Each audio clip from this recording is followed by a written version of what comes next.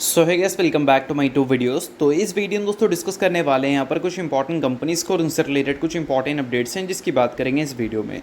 तो चलिए दोस्तों वीडियो की शुरुआत करते हैं। सबसे पहली कंपनी की बात करते हैं। पहली कंपनी का नाम है जियो फाइनेंशियल सर्विसेज लिमिटेड।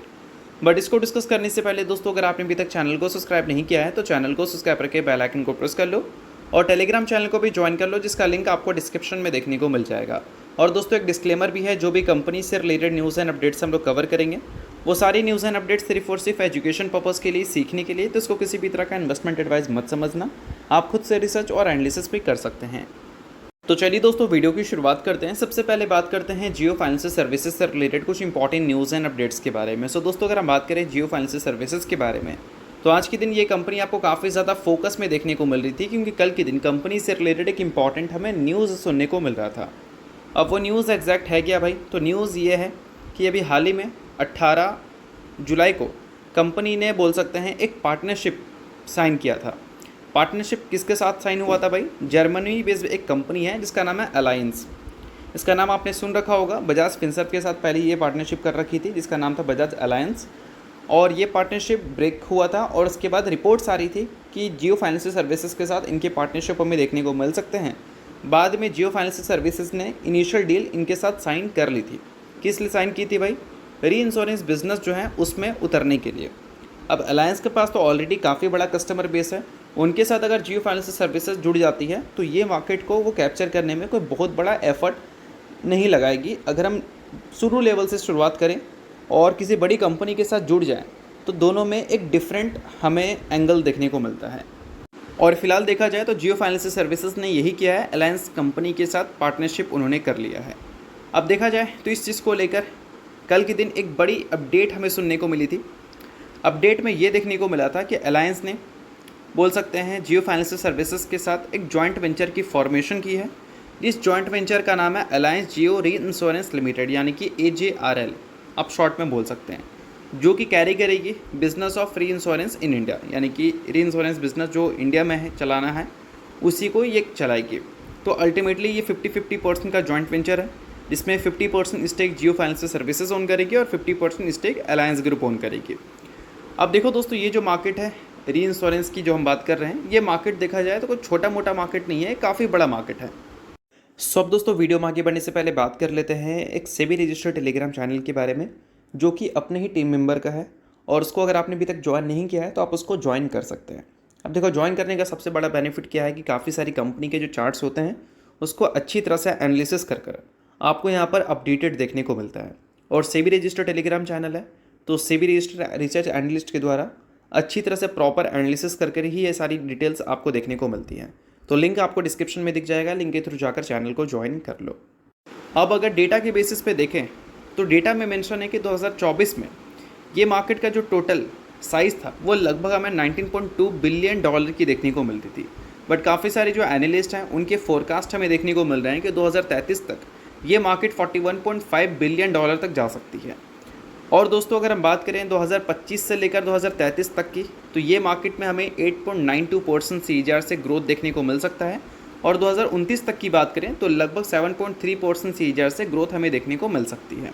ठीक है, तो ये सारी चीज़ें आप नोट कर सकते हैं, क्योंकि ये बड़े मार्केट से रिलेटेड बातें हो रही है इस वजह से। अभी देखो दोस्तों, ये मार्केट को कैप्चर करने के लिए ऐसा नहीं है जियो फाइनेंशियल सर्विसेज कोई बड़ी कंपनी के साथ टाई अप कर लेगी तो डायरेक्टली कैप्चर कर सकती है।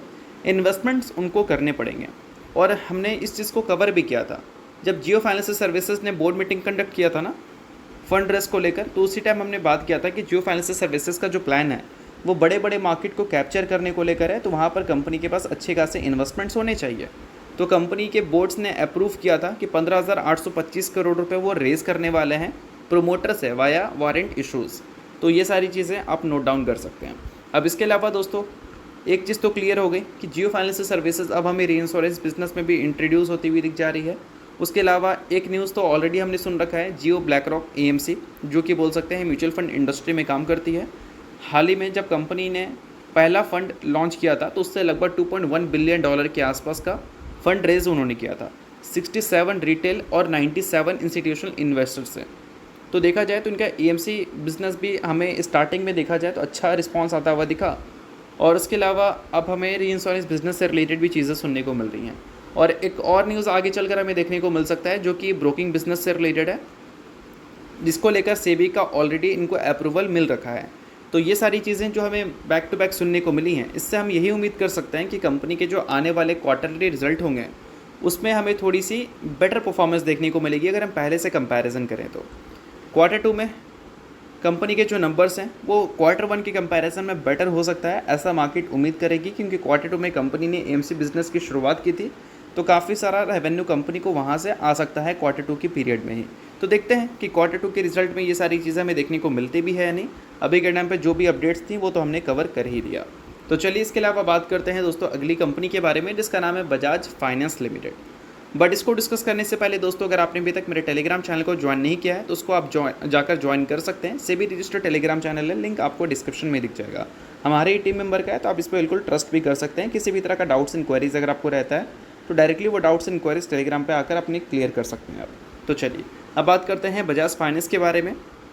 सो देखो दोस्तों, बजाज फाइनेंस के मैनेजमेंट की तरफ से एक इम्पॉर्टेंट स्टेटमेंट हमें देखने को मिला है कंपनी के फ्यूचर के ग्रोथ से रिलेटेड, जिसमें बताया गया है कि बजाज फाइनेंस का एम है 10 लाख करोड़ लोन बुक ले जाने का बाय 2029 फाइनेंशियल ईयर।